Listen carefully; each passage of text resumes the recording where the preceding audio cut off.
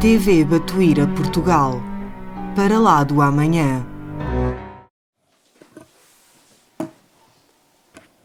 Queridos companheiros, que a paz do nosso Mestre Senhor Jesus esteja com todos nós.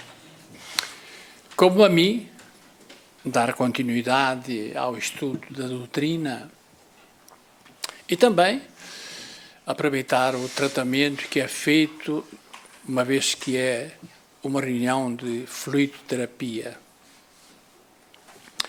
E achei por bem buscar como início o Evangelho, o Código Divino.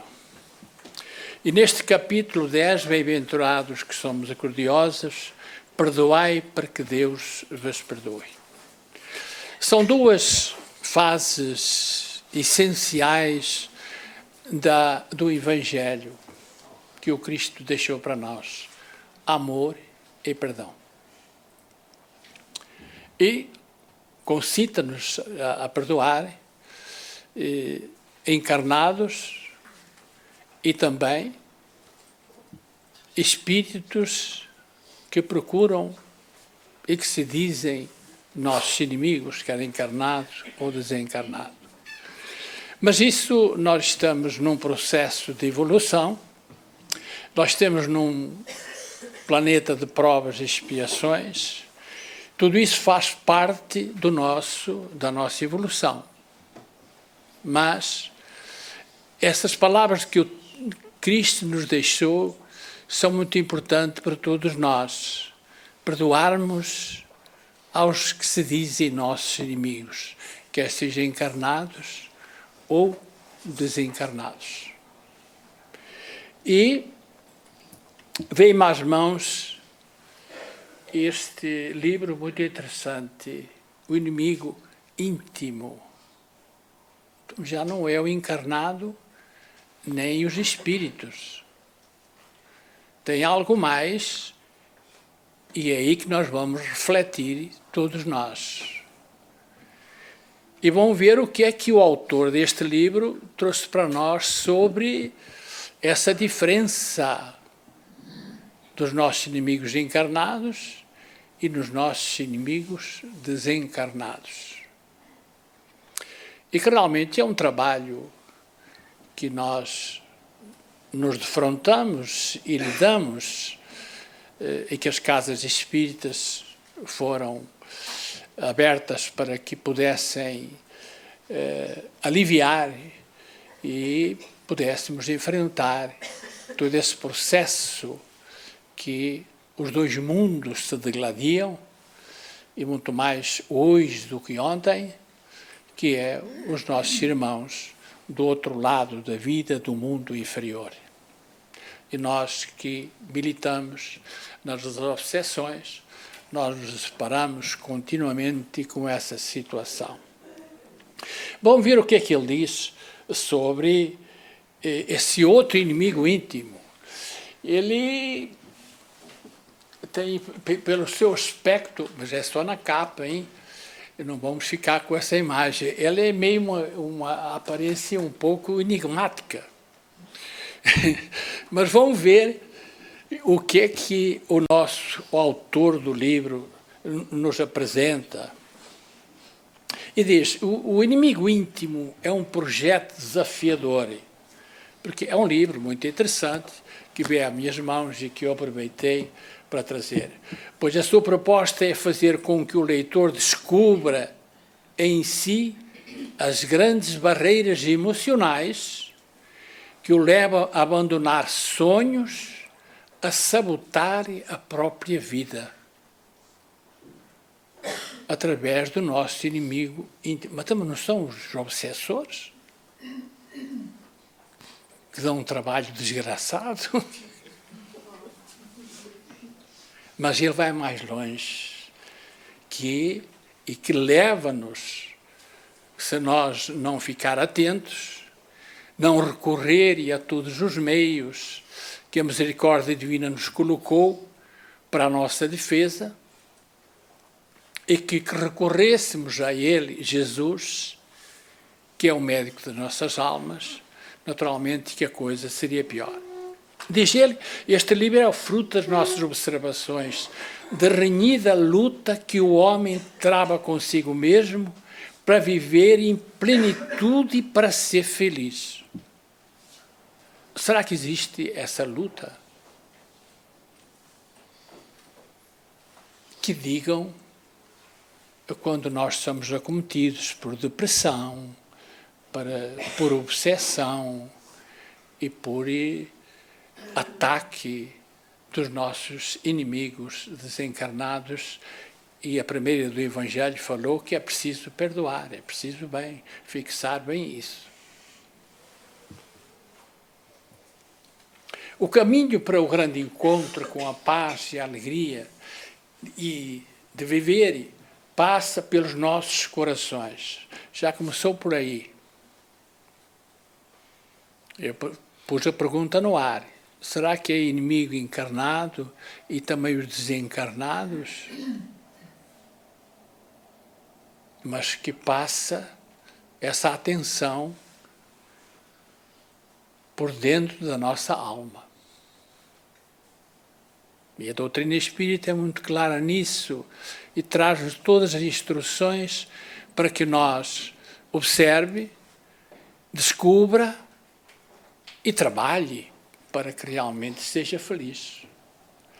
Temos desertos interiores para atravessar, jornadas árduas a percorrer, da emissão de que somos criaturas eternas, caminheiros da evolução e lutas que temos para poder evoluir. A conquista emocional de si mesmo, por meio da educação das nossas emoções e sentimentos, é a emancipação do nosso ser a caminho da sua realização. A doutrina espírita diz-nos permanentemente: reforma íntima. Essa deverá ser nossa conquista. E nós à frente vamos ver o porquê que ele chama a atenção. A nossa reforma íntima, mudar de vida. Em certas ocasiões, ter que parar, refletir e possivelmente mudar de agulha, mudar de rumo. Essa é o que ele nos chama a atenção, a conquista emocional de si mesmo, por meio da educação das nossas emoções e sentimentos, é a emancipação do nosso ser a caminho da nossa realização, sermos nós mesmos, perante nós, perante a vida, perante a lei divina e tudo o que o Cristo nos deixou e que a espiritualidade, muito bem e arduamente, num trabalho contínuo, tem trazido para nós, através da literatura, mensagens, enfim, para o nosso progresso e para a nossa evolução. Não me refiro à santificação humana. Falo da habilidade em lidar com a nossa humanidade sem o chicote da culpa e do remorso. E quando ele nos acompanha para o lado de lá, o remorso, a coisa se complica muito mais. Muito mais, e experiência nos ditam isso. Só quando há realmente que nós vamos buscar o arrependimento. Ele é um caminho para que a misericórdia nos dê outra oportunidade de rota e reencarnação, para que realmente todo esse processo de sofrimento ele termine. Dizíamos aqui a semana passada Batuíra sobre um espírito que se comunicante que diz: vamos dar para ele uma trégua. O que é essa trégua? Uma nova reencarnação, para que ele possa depois enveredar por um caminho melhor. Diz ele aqui: não existe inimigos exteriores, mas não é a nossa preocupação, nem demónios a serem derrotados. Mas a nossa preocupação são os inimigos. Nós entramos em casa, fechamos a porta, porque pode virar um inimigo. E ficamos sempre atentos, porque poderemos ser assaltados a cada momento. Ele diz aqui, não existem inimigos exteriores, nem demónios a ser derrotados, uma vez que a resposta está dentro de nós. Sem a pretensão de aviar receitas miraculosas e salvadoras, ouçamos o que o sábio da antiguidade há muito nos diz: conhece-te a ti mesmo, que foi Sócrates. E é o que a doutrina e o Cristo nos trouxe: conhece-te a ti mesmo. E esse conhecimento, ele se faz naquela assertiva do Cristo: amai-vos e instruí-vos. Só a instrução e o conhecimento, a sabedoria, leva-nos ao nosso conhecimento. Sem isso, nós, ao tempo que nós vimos caminhando em outras religiões, estamos na ilusão de que outros façam por nós esse trabalho. Quando, na verdade, ele é nosso, conquista nossa. É uma conquista diária. Pergunto-se a cada um de nós, antes e agora depois que está na doutrina, notou alguma diferença? Conseguiu alguma alteração em si? Notou alguma diferença em si próprio? Claro que notou. Em todos os aspectos.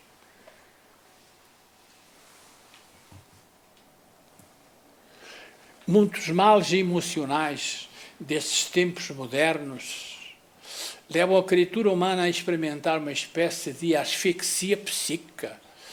Vai aqui muito forte. Será que todos nós vivemos desse mal da asfixia psíquica? Nós verificamos que há alguma coisa que nos incomoda. Se é essa asfixia, eu não sei, com franqueza, avaliar. Mas que algo há em que todos nós, notamos que algo nos incomoda. E que, ou por indicação, nos informam que um centro espírita vai lá e que as coisas melhoram para aliviar esse mal. Diz ele, o homem moderno vai represando emoções mal administradas. As contrariedades, e com o passar do tempo, o frágil dique emocional rompe-se e a pessoa é pega de surpresa, se afogando na inundação promovida pelo medo. Se há uma coisa que os Espíritos nos recomendam, é que não tenham receio, não tenham medo. Quando nós abrimos a porta do medo, nós já estamos por conta do outro, porque a nossa fragilidade, as nossas forças, a nossa fé, o nosso estímulo, ele ficou desvalorizado. Então o Espírito diz, não tenham medo. Mas para isso é preciso que temos que alimentar a nossa fé. Mas não é crer por crer. Eu creio porque eu sei. Esse é o fundamental da fé. Eu sei que tudo que dentro da minha vida, todos os processos que decorrem, desde da natureza até tudo aquilo que nós possamos divisar, ele há um fundamento, há um direcionamento, algo que produziu, algo que temos que acreditar. Nem que seja no nosso anjo de guarda e espírito protetor, que é o mínimo que nós poderíamos fazer, que é acreditar.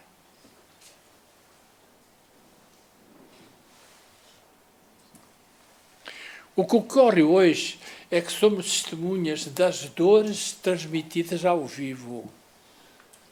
É o que nós verificamos nos programas e que, de certa forma, às vezes o pouco que eu vejo, fico-me assim analisando perante a doutrina, perante o malefício que isso faz para as pessoas e para aquele que o transmite. E eu não queria estar no pelo do repórter que se dedica diariamente a transmitir as dores e os males que acontecem dioturnamente. Na próxima reencarnação, ele deverá vir com problemas da garganta, da boca, câncer de alguma coisa, porque ele poderia, através do meio de comunicação, a facilidade que ele tem, já a popularidade que ele tem, se transmitisse coisas boas, que bom seria para ele e para quem escuta. Diz aqui, essa situação ao longo do tempo causa verdadeiro massacre emocional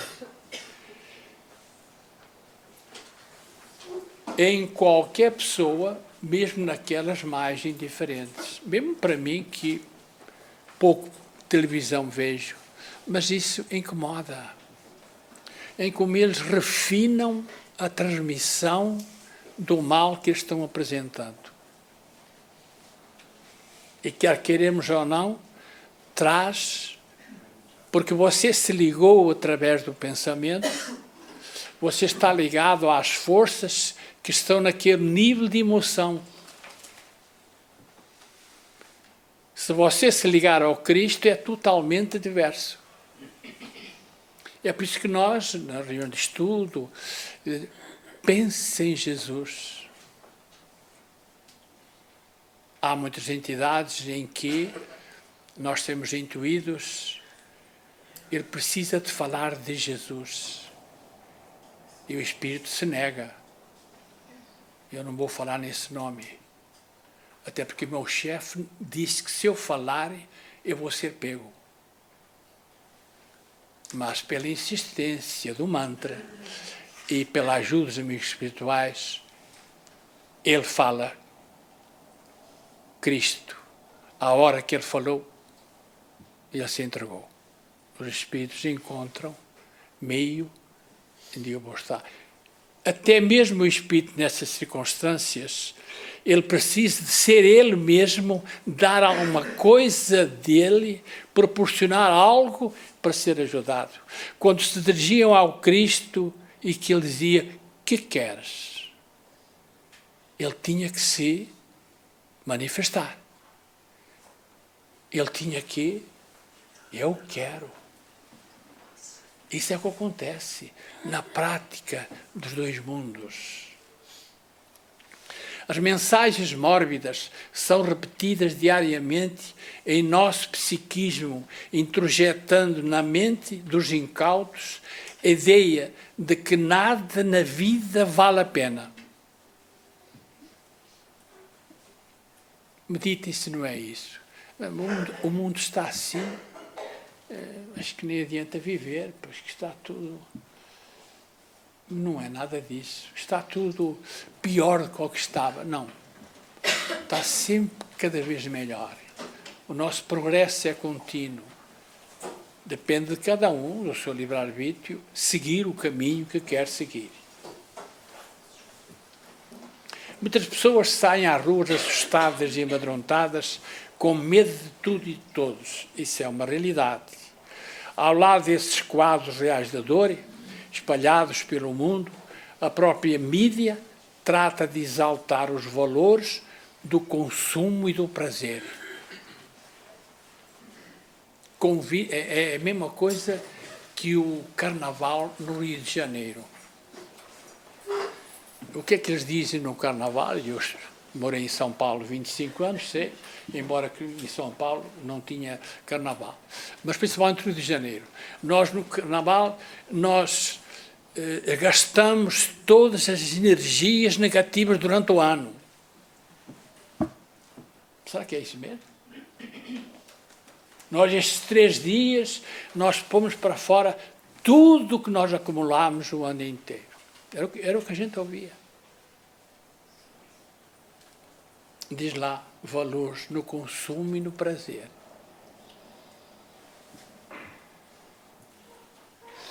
Buscamos a alhures os inimigos da nossa felicidade, quando eles se encontram entrincheirados em nossas escolhas menos felizes.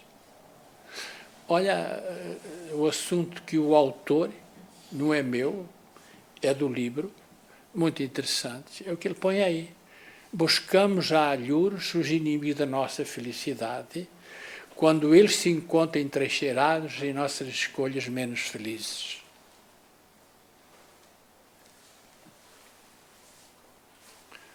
Procuramos no mundo as razões da nossa felicidade ou desdita, quando tudo se processa na intimidade do nosso ser.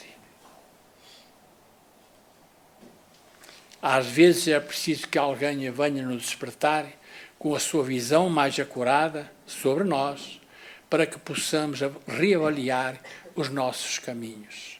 Quando nós se decide a ir e buscar conselhos e ajuda não em portas falsas, não ilusões e pagamentos que dizem resolver o problema de imediato, mas uma doutrina ou uma casa espírita que realmente faça um trabalho de espírito cristão e de pureza doutrinária. Aí muda a situação.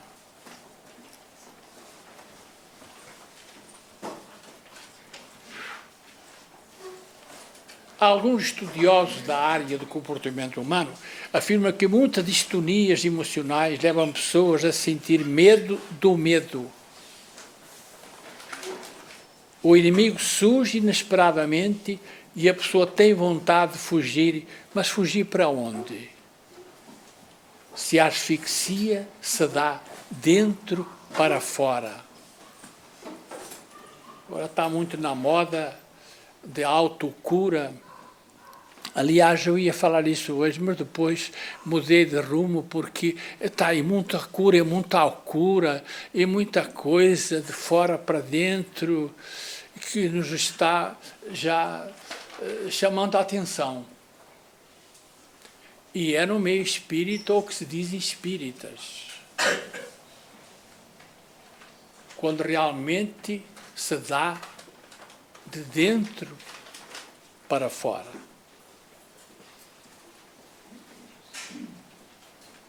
Por isso, há necessidade de nós ficarmos atentos para ver o que é que nos convém. E foi dito pelo Senhor aqui para que está dentro de nós e fazermos a nossa avaliação. O que acontece? Ou porquê? Qual é o rumo? Quais as consequências e sequências da nossa vida? Certas enfermidades emocionais promovem uma espécie de afogamento interior. Voltamos a repetir, e quando há realmente a depressão, e que realmente vem uma depressão muito acentuada, as pessoas têm grandes dificuldades para o equilíbrio, porque nada mais é depressão versus obsessão. É o inimigo que está aí trabalhando para que nós,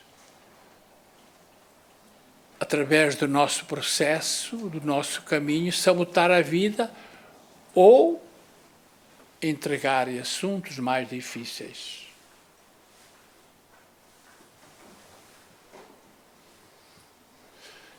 Nessas páginas não encontraremos receitas prontas, o senhor do livro diz isso, nem miraculosas, pois só passamos dos estados mórbidos para estados mais felizes com um grande esforço próprio. Notamos, quando realmente disse atrás, que nós por vezes teríamos que ir ao encontro de pessoas que nos ajudassem, por outras palavras, mas é isso mesmo. Há que contar que cada um de nós tem que ter o seu esforço próprio. E quando vem à casa espírita em termos de uma grande depressão, perguntamos, está disposto a fazer a sua parte? Bom, mas então o centro não resolve tudo?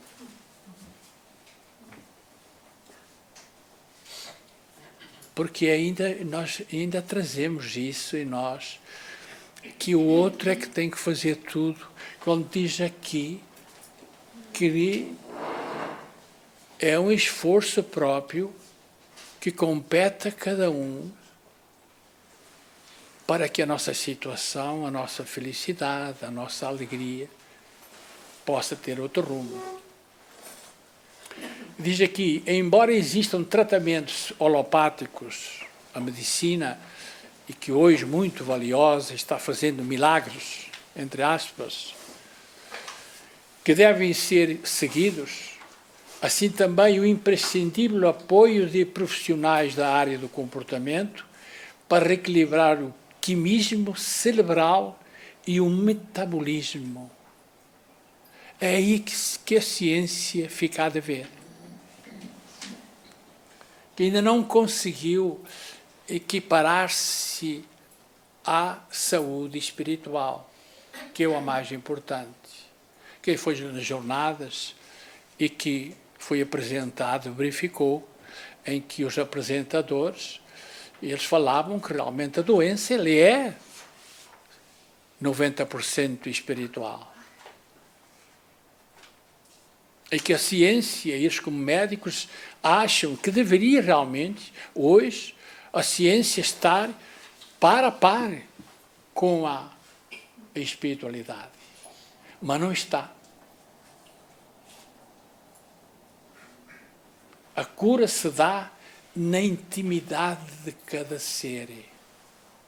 É por isso que diz em algum lugar que nós, o Evangelho é a farmácia da nossa alma. E que nós somos médicos de nós mesmos. E o Cristo diz, vocês sois deuses, podem fazer o que eu faço e muito mais ainda.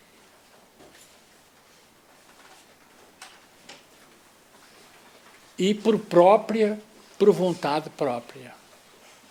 É necessário se predispor à renovação de conceitos, aí está, de forma íntima, e de modo de vida. Sem isso, toda a medida é paliativa. Quer a parte alopática, como ele diz aqui, e quer a ausência do nosso esforço, o resto é paliativo.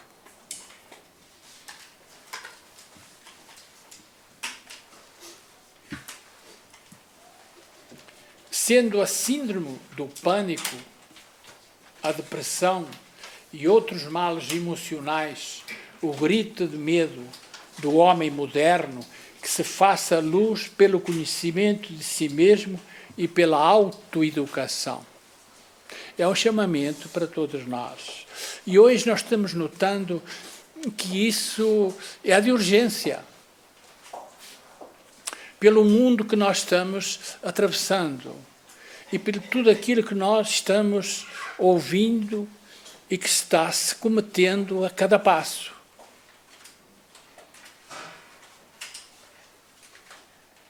Mas esse autoeducação e conhecimento, nós temos a nossa doutrina, que ela atende, explica e ensina todos os setores da vida, da nossa vida, na vida integral do homem.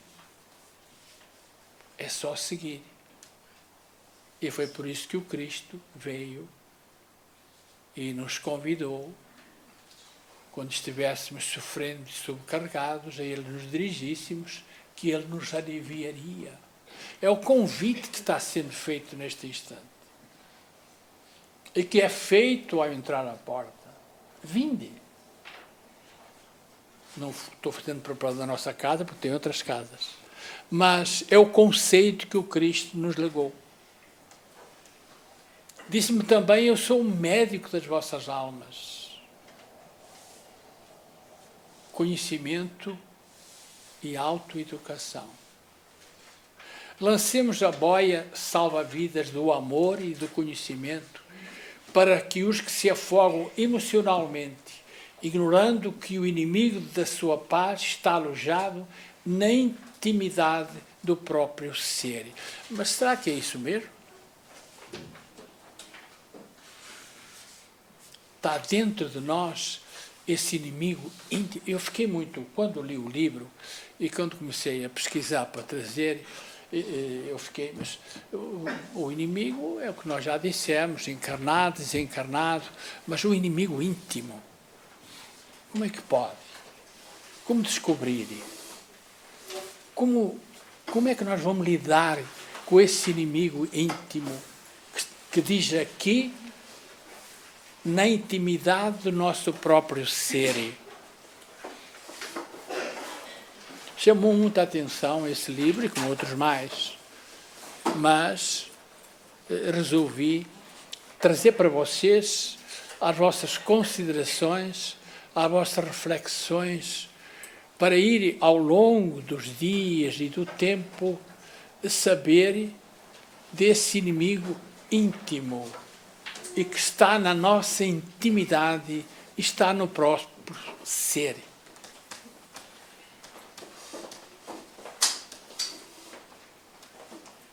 Quem faz o mal, os espíritos de vez em quando dizem, quem semeia vento colhe tempestade.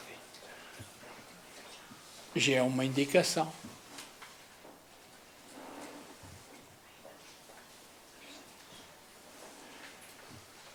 Lançaremos a boia salva-vidas dos sentimentos e comportamentos felizes e da mudança de postura que pode prevenir e retirar dessa situação angustiante. Bate sempre no mesmo. A reforma íntima, mudar o nosso modo de vida, o nosso pensamento.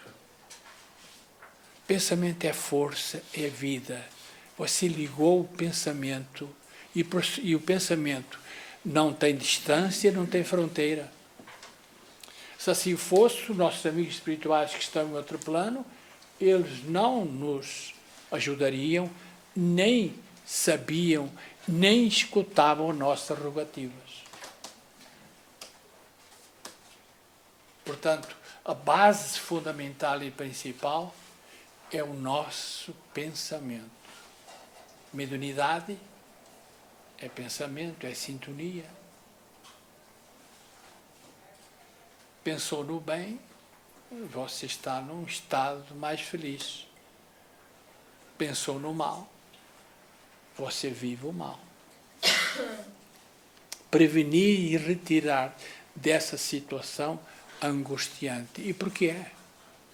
Pergunta a cada um de nós se isso não é verídico.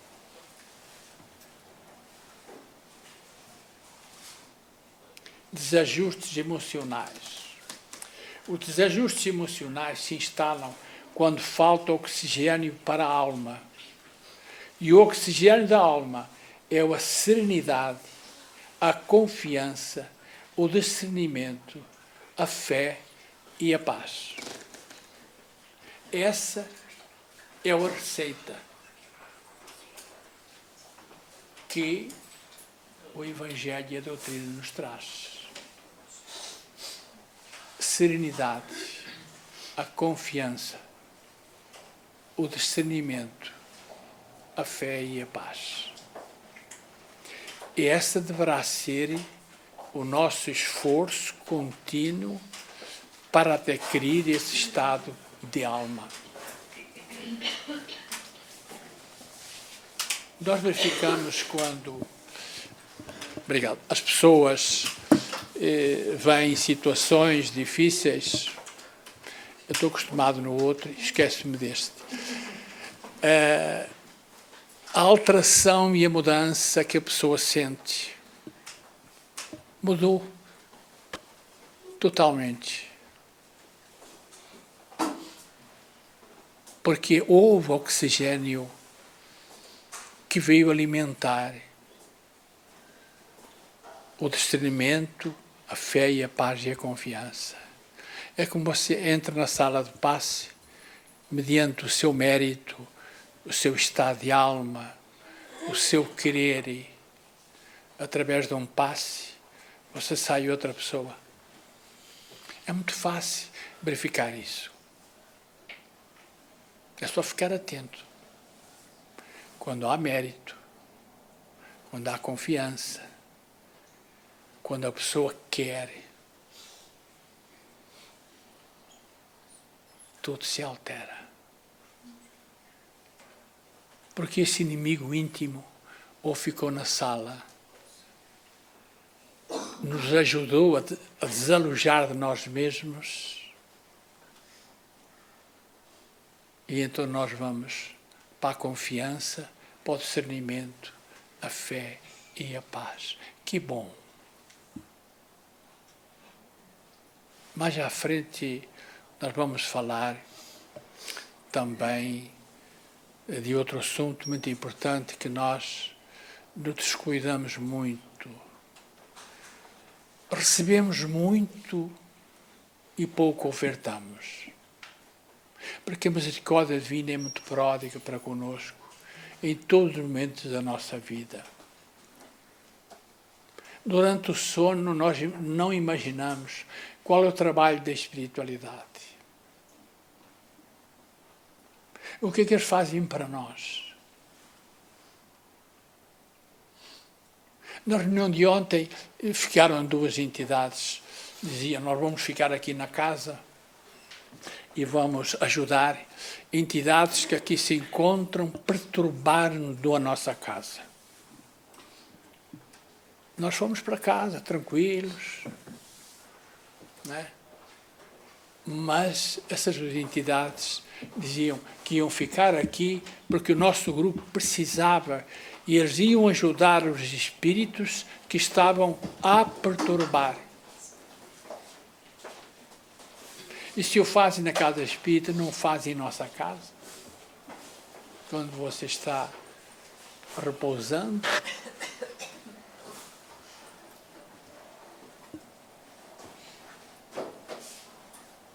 Nós nos descuidamos muito em agradecer. Nós aprendemos muito pedir, mas agradecer, não. Pedimos continuamente, de noite e de dia. E agradecer. A primeira coisa, quando se levanta, agradecer o dia, agradecer estar mais ou menos de saúde, pelo sol que já entra na sua casa, por tudo que a natureza nos dá. Pergunte-se a cada um de nós, agradece isso? É a primeira coisa que faz de manhã?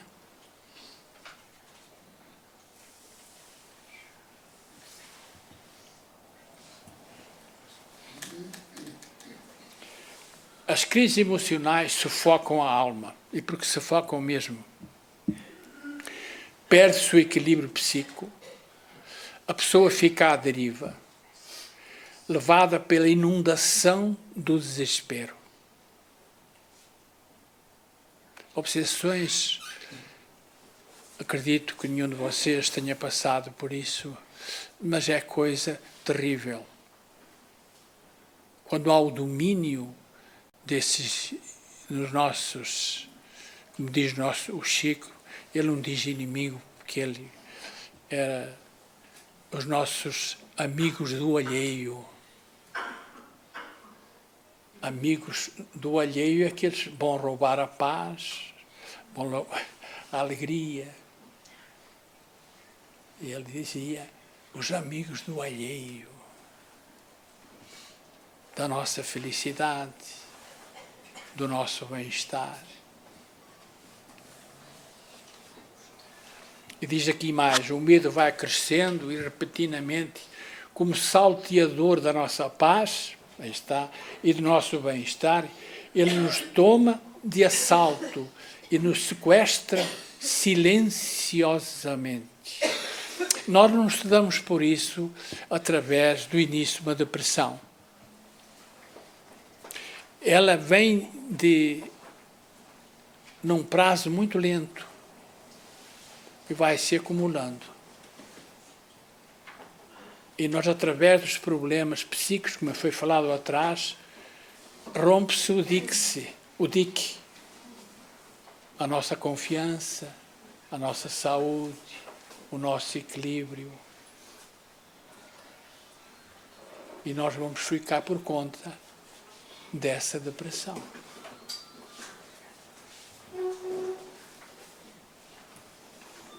Na verdade, esse inimigo íntimo nasce lentamente dentro de nós, como acabou de dizer, e é alimentado vagarosamente pelas preferências menos felizes e pelo bombardeio das cobranças emocionais que sofremos do mundo exterior. Olha que locação. O inimigo íntimo nasce lentamente dentro de nós, é alimentado vagarosamente pelas preferências menos felizes, pelo nosso comportamento e pelo bombardeio das cobranças emocionais que sofremos do mundo exterior. Se não há um preparo, nós vamos na onda, como se diz aí na gíria.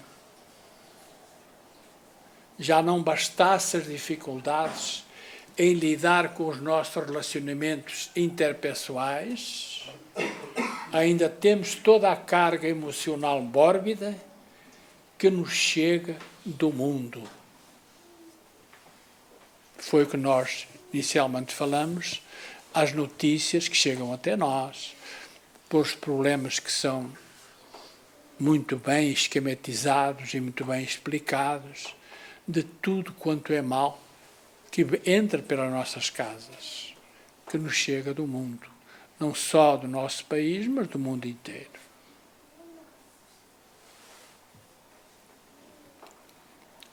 Não podemos esquecer as vinculações emocionais inferiores que se ligam a nós quando nos situamos em faixas de perturbação e vício.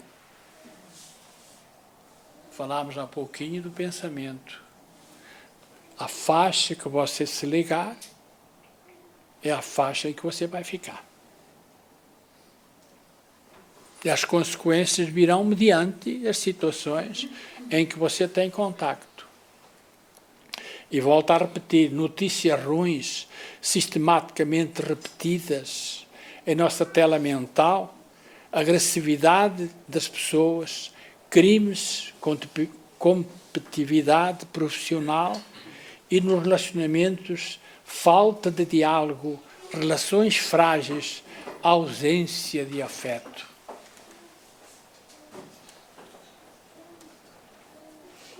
É o que nós vivenciamos no nosso dia-a-dia. E é por isso que nós vimos a Casa Espírita, porque aqui neste ambiente, na sala de passe, haja um contrabalanço do desgaste que nós temos e através das vibrações e através dos fluidos que o mundo espiritual e do médio transmite, você vai buscar o equilíbrio. Às vezes fico pensando, sem isso, como é que eu, sem doutrina, como é que eu... Bom, eu já passei no começo, com a ausência de doutrina, como é que me encontrava. E hoje começo a refletir. Com 30 anos que eu cheguei ao Brasil, um português católico ateu, e não sabia de nada.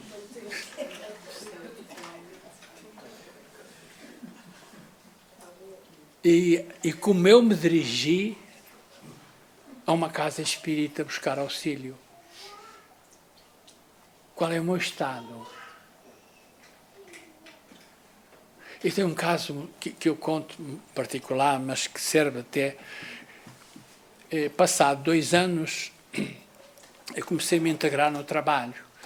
Tive pessoas amigas que se conduíram de nós, eu e da minha mulher, e que nos convidaram, que nos ajudaram, fizeram tudo.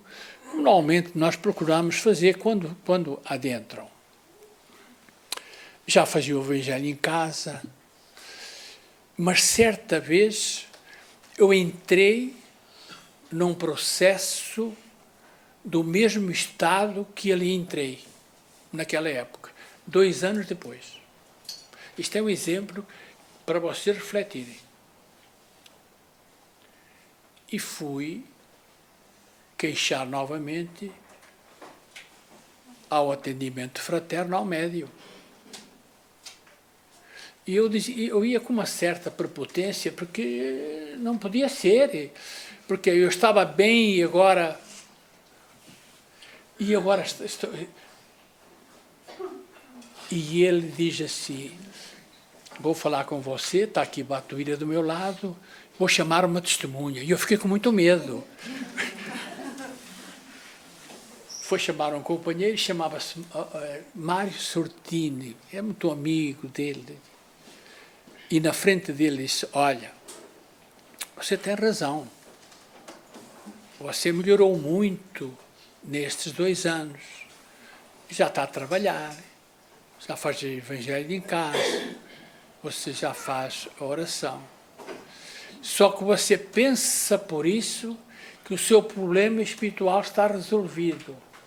Então nós achamos bem tirar o tapete para você verificar que você precisa continuar a trabalhar, a fazer ação e perpetuamente fazer o evangelho no lar. E eu saí da sala, cabisbaixo, e, né, por isso há necessidade, muita gente que por dificuldades vem à casa espírita, a espiritualidade ajuda, mas depois resolveu naquela hora, deixou de fazer oração, deixou de ir à casa espírita. Quando volta, e como está escrito, quando o espírito volta e encontra a casa vazia, vem ele e mais 7. É muito pior. Por isso que é recomendável os espíritos, dizem, sejam persistentes, sejam assíduos e trabalhar tanto quanto possível em favor do próximo. Esse é um remédio permanente.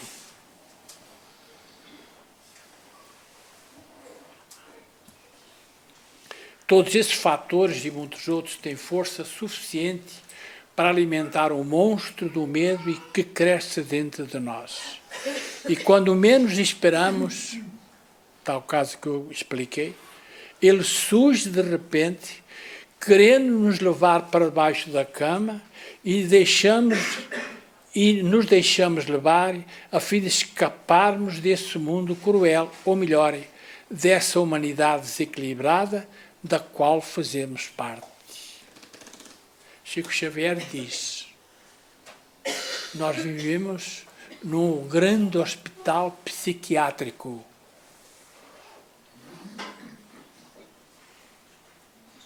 Nós moramos num grande hospital psiquiátrico. E ele acrescentou, e de segurança máxima.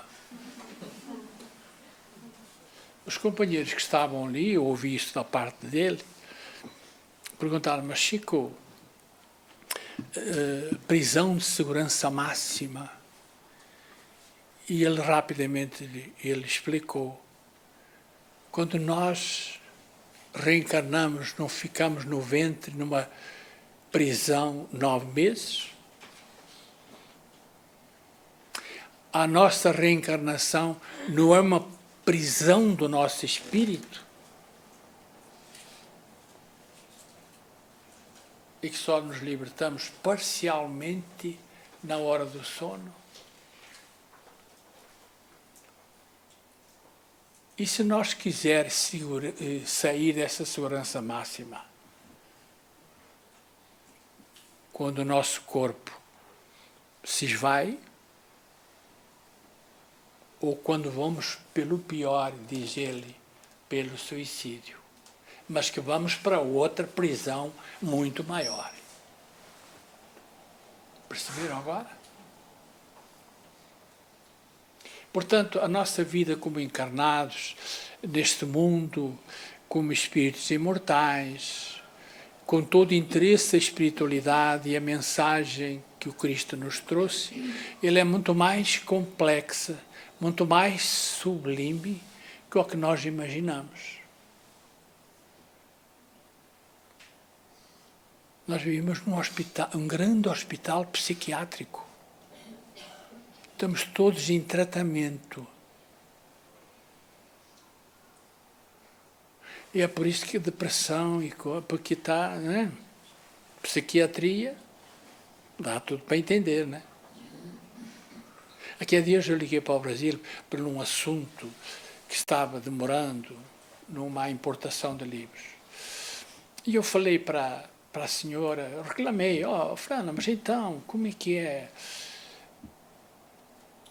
Olha, Sr. Orlando, é assunto de documentação das nossas finanças. Isto aqui está todo mundo ficando doido. É o tal hospital psiquiátrico. Sr. Orlando, isto aqui está tudo ficando doido. Vamos acumulando detritos emocionais, poluindo nossa alma. Tem que terminar. E no momento que desejamos respirar, não conseguimos, pois o monstro do medo está coabitando no nosso mundo interior. A princípio, o sentimento de medo parece autodefesa, mas, tal qual um ser inteligente que tem vida própria, ele deseja nos isolar, nos afastar do mundo. É assunto para meditar. Olha, o medo, o que ele representa para nós. Nós vamos ficar prevenidos, vamos ficar com medo, nós vamos nos retraindo.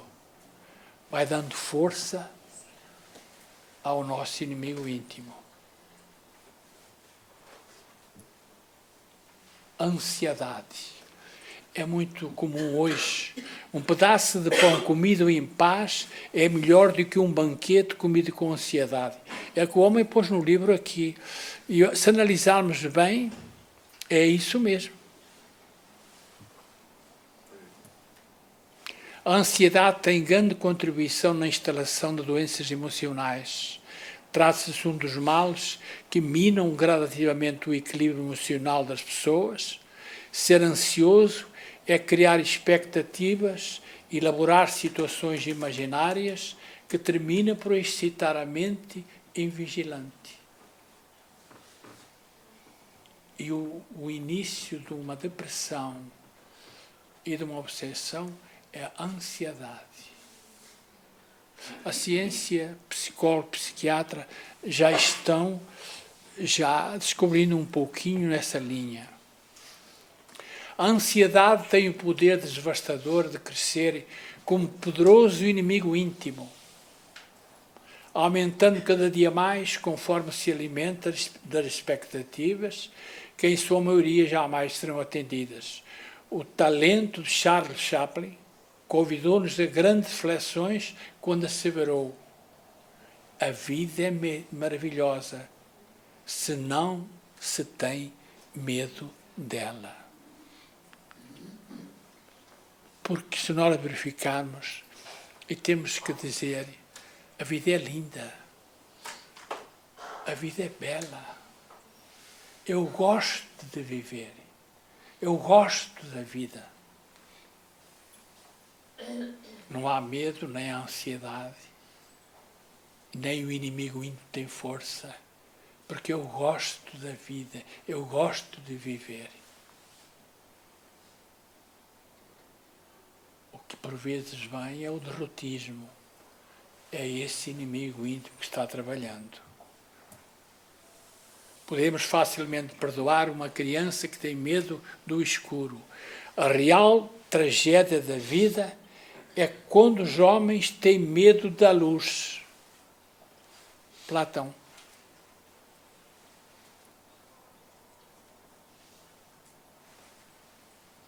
E vamos terminando. O medo é um monstro que devora sonhos. Agente que gera males emocionais.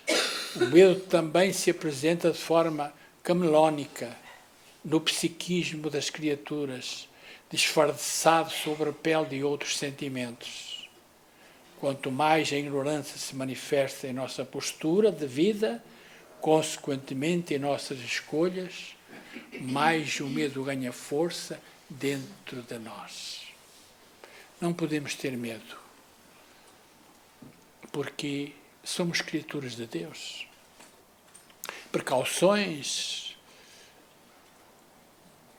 algo que devemos nos prevenir. O asfixiamento da alma que ocorre no momento das crises emocionais agudas, o pavor toma conta da mente, roubando a capacidade de raciocínio. A única forma de combater o medo de maneira eficaz é fazer luz em nossa vida. E isso se dá no momento em que nos predispomos a reavaliar a situação e a imprimir novos e renovados valores em nossa existência.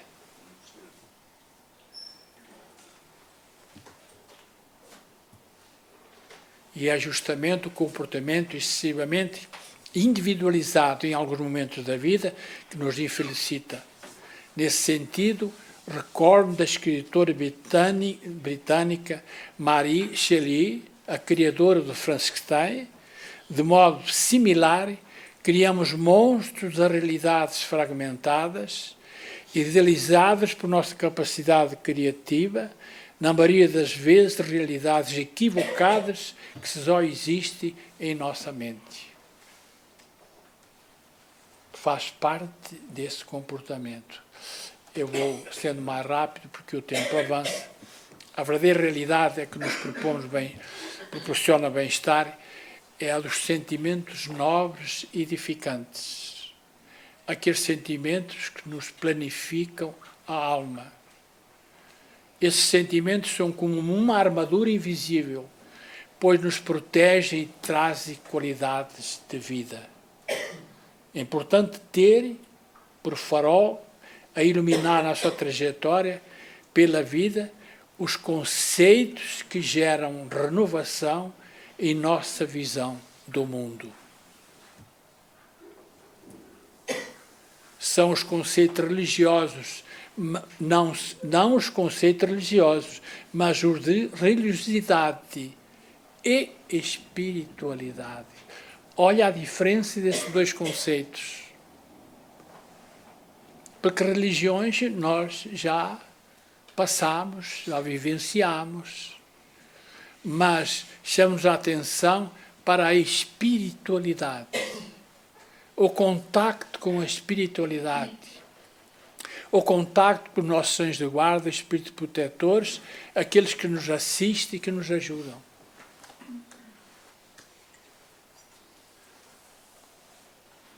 E que nos infunde respeito e amor por nós próprios e pelo nosso semelhante.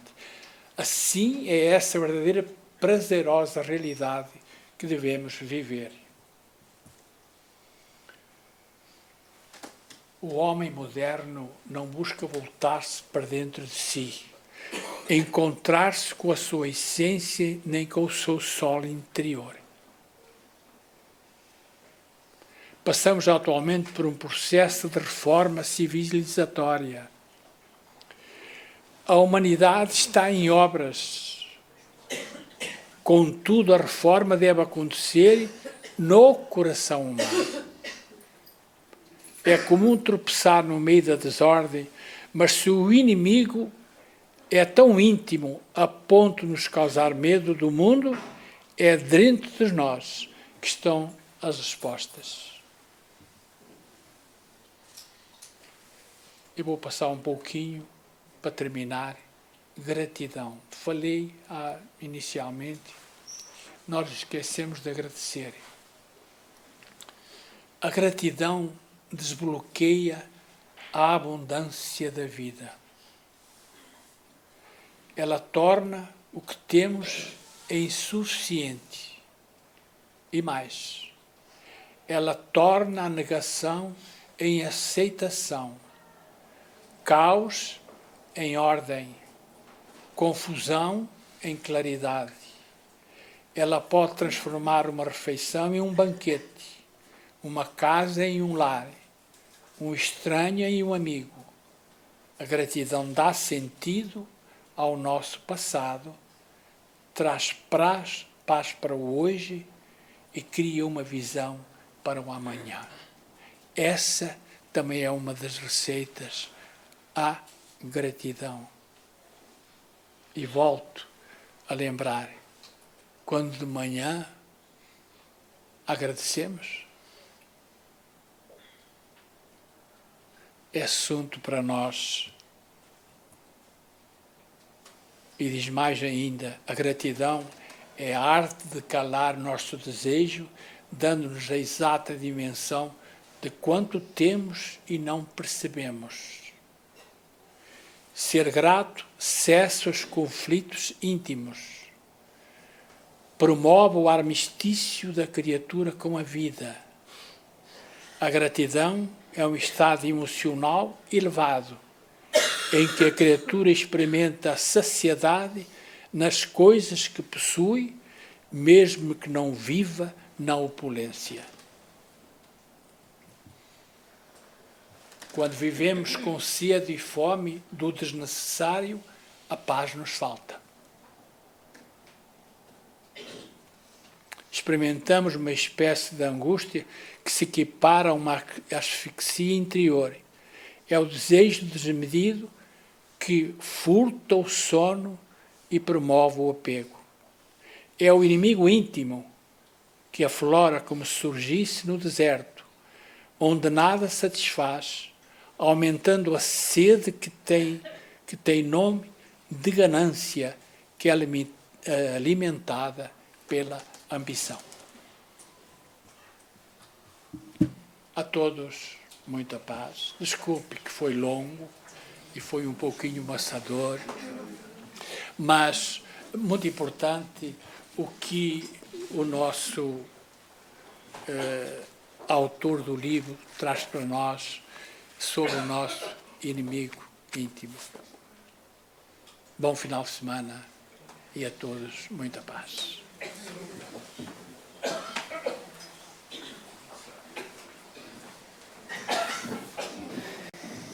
E pronto, como já estamos para lá da nossa hora, vamos diretamente continuar a palestra do Sr. Orlando, porque a oração pode ser um pedido, mas também pode ser uma forma de agradecer a Deus Pai e a Jesus.